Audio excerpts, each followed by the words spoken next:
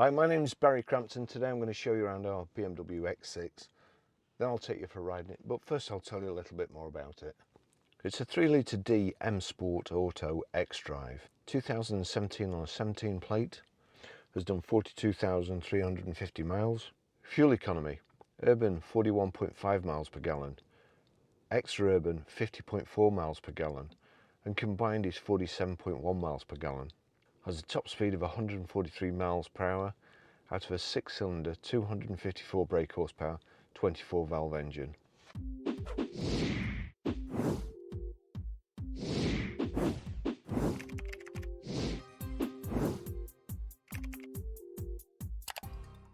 So just it's a bit windy outside, so just trying to remember what it's got on the outside. It's got the multi-spoke BMW alloys. We've just had them refurbished, properly refurbished, dipped, stripped, machined and repainted, so they're like absolute brand new, and they really are nice wheels. I'll just switch it on. That's the BMW key there, a bit like something off Captain Kirk's shirt, but keyless ignition.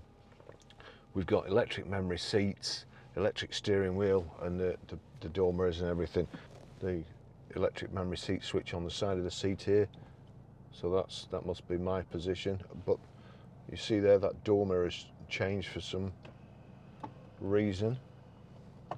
And there you go. That was the second person who used to drive this car. So back to my original position. Well, that mirror's gone down. I know why, because I set that mirror after I'd set the seat before. So if I just flip that over there and then do that, and we'll do the mirror, move the there. Right, yeah, I'm okay in the seat. So that's memory there. Click one, you hear the beep, and that's it set. So that's me good to go. We've got front and rear parking sensors, the rear privacy glass, you've got the M Sport badges on the side, shark fin aerial. It's power open, power close tailgate. That's actually not working at the moment. It's just power open. We'll have to investigate that, see what we can do. It's a nice flat load area. You've got a hard rear load cover, which I prefer, over and above the roller blinds. It keeps a little bit more noise out. Split folding rear seats in the back. We've got the Isofix rear child seat anchor points, and they're quite cleverly designed as well. Most of them have a little plastic cover over them, but the BMW ones have a little zip and a tag over, so that's quite good. I don't particularly like those plastic bits on the back. Rear centre armrest, this sloping design, a kind of four-wheel drive Grand Tourer. Sometimes I look at it and I like it, and sometimes I look at it and I don't, but that's more me than the car. Harman Kardon speakers too, but I'll show you a bit more as we're going along, or try to show you a bit more as we're going along. Right, so I best put my seatbelt on too. There we go. Unlock button on the side, into reverse.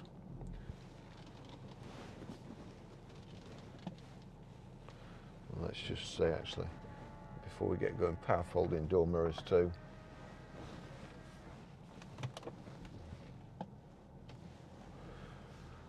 We've on the way up, there's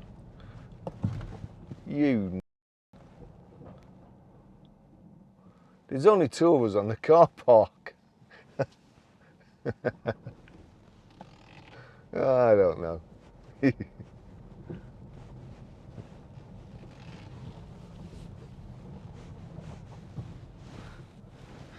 Don't argue with vehicles that are bigger than yourself anyway.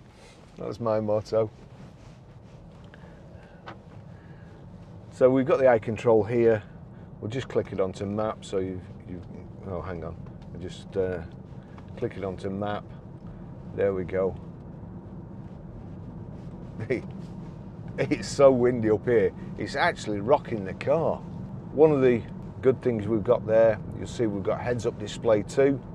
I really like that on a car, no need to look away. It's also got the traffic signal warning or traffic signal detection, so that's telling me how fast I can go to. Again, I'm not worrying about whether I'm speeding or if there's a traffic camera coming up, speed camera. I know everything's good. Now, it's got M Sport suspension and if you want to make it worse, there's these switches here. We're in comfort at the moment. If I knock it back, I can go into Eco Pro, efficient dynamics. The dash lights up like so, goes in all a nice icy blue colour. I don't know why that is, perhaps no, I don't know why. And it tells you, as you take your foot off the accelerator, you can see the needle there going from power to charge. There's another, I think, I'm just trying to remember where it is now. The connected device, my vehicle, notification. So into my vehicle.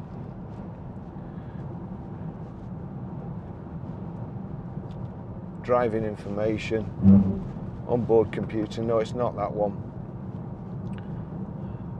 So technology in action, efficient dynamics, like so. And that tells you where all your, at the moment I'm coasting, freewheeling, so you'll see there it's all nice and blue. And I've already gained myself 0.1 of a mile on my fuel economy. You're just showing what's driving, and nobody will ever use it. Only Greta Thunberg or whatever she's called.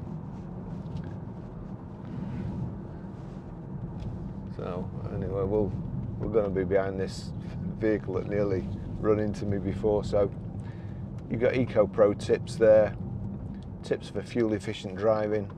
I'm actually up 0.2 of a mile, so with fuel at 180 per litre at the moment, I was going to say per gallon, if only. And we've got xDrive status there. That tells you where your power's been distributed and which direction you're heading. Sport displays. And here we are, we're at certain death corner, so I'm just going to get up behind this guy because he's going to muscle through. I always meet somebody else coming the other way here, and seeing as nobody else can seem to reverse their cars, I end up doing mine. So here we go, we'll go back to the display again. Vehicle settings, doors, keys, intelligence on. As I was saying before, that guy nearly run into me before. On the way up, the lane departure warning was on, and the car was, to me, was virtually undrivable. It was so annoying. Immediately you get anywhere near the white lines, the steering wheel was vibrating. Now, where I live in Preston, the mayor or the town council hate car drivers. It's getting a bit like London, and they've made two cycle lanes. Well, they've taken one lane from cars and made two cycle lanes, and the cycle lanes are virtually wider than both the lanes for the cars. Now, when you're in something like this, which is a wide car too, you're conscious because they've made the curb just high enough to ruin your alloy wheels, and so you're keeping away from that, but you get near to the white lines, and it's making this vibration all the time. And I couldn't for the life of me find a way to switch it off, just looking at the switches. But anyway, so it's here.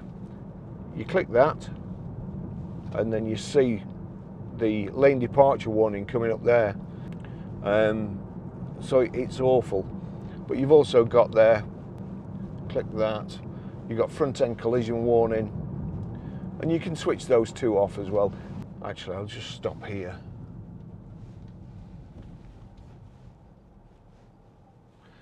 I'll just put it in reverse. So there you've got reversing cameras, and you've also got the front and rear sensors. So you get anywhere near and it gives you an audible warning and shows you which obstacle you're near.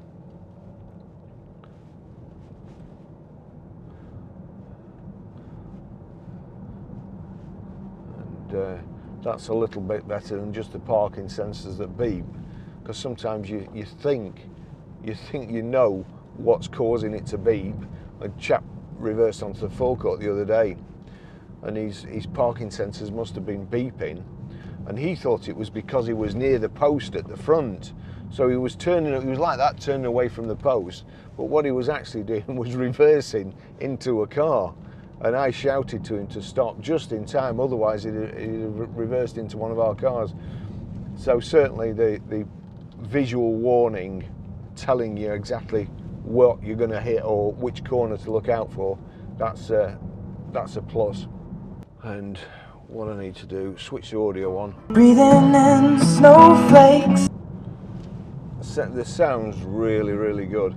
Now I know BMW drivers, that one of the most searched for things is M Sport, and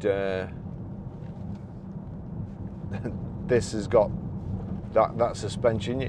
It's a four-wheel drive. You can really chuck it around if that's your style of driving, and not feel like there's any lag between turning the steering wheel, turning into a corner, or avoiding an obstacle like we might have to here. So it's got that. I was just thinking it's very, very sluggish but we're in Eco Pro. So what I'm going to do is just go into comfort, and then the car speeds up. Revs are a little bit more keen, bit more tuned. We're in comfort, and just watch the rev counters. As soon as I knock it into sport, there we speed it up straight away, because again the throttle's more responsive. Each step throttle gets more responsive, and you can change the setup, the chassis, and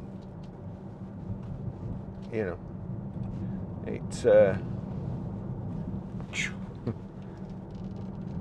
drives absolutely fantastic. And Jules, we'll get back in comfort. Don't want to spoil my reputation. So yeah, the Harman Kardon speakers. I used to have a Dolby Pro Logic Harman Kardon unit with, and it was surround sound, and I had a separate amplifier for each channel, and it was I believe they used to use the same setup as I had in the cinemas. You know, and you can imagine how massive they were. I like me films, I like watching me films, and I like surround sound and so on. And I also had a subwoofer for the big thumping bass. And I was watching Die Hard one day, and the bit where he puts all the Semtex and straps it round a chair and then drops it down the lift shaft, and it explodes at the bottom. When that happened, the cone of the speaker of my subwoofer blew out. There was a flame, and it blew it out. The subwoofer couldn't handle the stuff that the Harman Kardon unit was putting out. So I can thoroughly recommend these speakers, and the sound is tremendous. I like music, and I love listening to music, and proper music, you know, not the stuff they write or sing these days. And it's really, really good. The tyre noise on this, big tyres, big low profile tyres, big wheels. You get a little bit of tyre noise. The car does look good on the big wheels outside. And as you can see here, the steering is and the acceleration when it's in comfort. Oh, manual, I'm in sport now, I think. Oh no, comfort. Get a grip, Baz. So, all good. It's, I often compare these to an upturned dinghy or a capsized dinghy, but I get the shape too, really.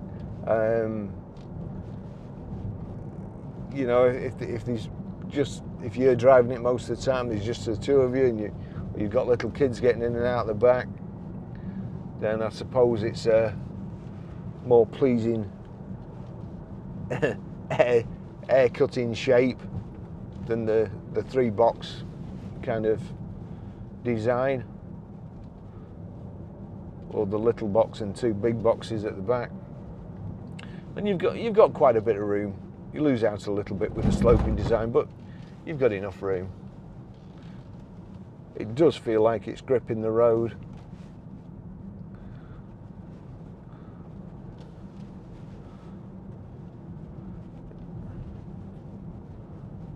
I've just remembered something.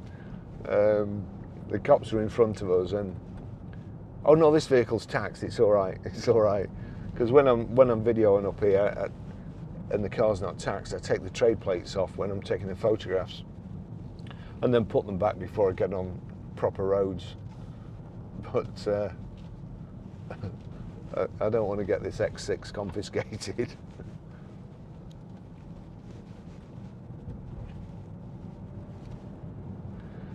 Nice car, good setup inside. Got the 2 cup holders here.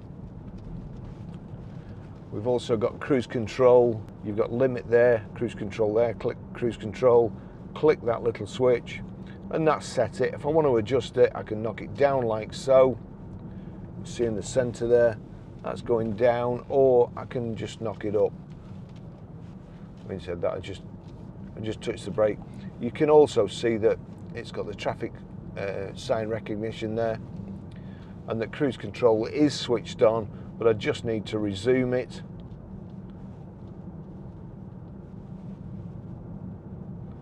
Like so, just click up and it's done. That's your kind of charging thing. If I put my foot on the brake there, you'll see it shoot over to, well, it's regenerative braking, I suppose, or BMW call it efficient dynamics. It's a nice car. Just seeing here.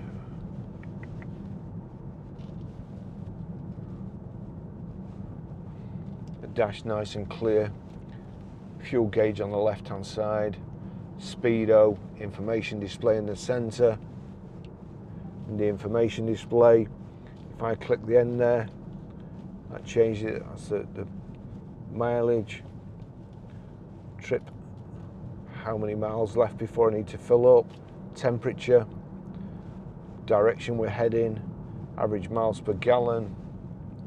Car's been ticking over while I've been filming it, so the average miles per gallon's come down. They are pretty. I've actually used one of these before, and they're pretty economical. It is a nice vehicle. We'll go back to map. If you want to listen to music on the system, it's Bluetooth audio streaming, Bluetooth hands-free. If I click, I think that one's media, click media there, and that shows you, oh, Danaros, Day Tripper. We'll have a bit of Day Tripper, and then turn that up, and you really can. You can hear every instrument through these speakers, and you do when you've been in a normal car with normal speakers, and you jump in like either a Range Rover with Meridians or this BM with Harman Kardons. You don't know what you're missing, and some records, you know how you think you know the words. It's you can hear the words properly, and you think, oh, I've been singing along to it for like 40 years, getting the words wrong. So It's a nice car. We've got some lovely cars in at the moment, we really have. We've just got another Range Rover in, an Aruba Gold with ivory leather, a 3-litre Sport. I'm going to try and video that on Monday. To be honest, I might even do it on my day off because I like Range Rovers that much. But we've got this. God, what else have we got? We've got another Defender, which I've not got round to videoing yet. Just all lovely cars. So make sure you look at our website, ggcars.co.uk, and give us a shout. Like and subscribe. Getting a proper YouTuber now. And you know, if I've missed anything, if there's anything that you think might be helpful, like the lane departure warning off, just with that switch there, which I'd never have found unless you can go in that. Actually, you can go in the handbook and just remember, instead of having a handbook in the glove box, you can actually go. If I go over here, oh, there you go. That's all the stuff. That's Audible, Spotify, and so on. Manage mobile devices. If I go into menu, connected drive, my vehicle, iDrive settings. There you go. Owner's handbook. So you click on the owner's handbook, quick reference, picture search, keyword search, like so. And then if anything you're not sure about, you can find it on there. So, space. Thank you. Thanks for watching, and I'll see you in the next video.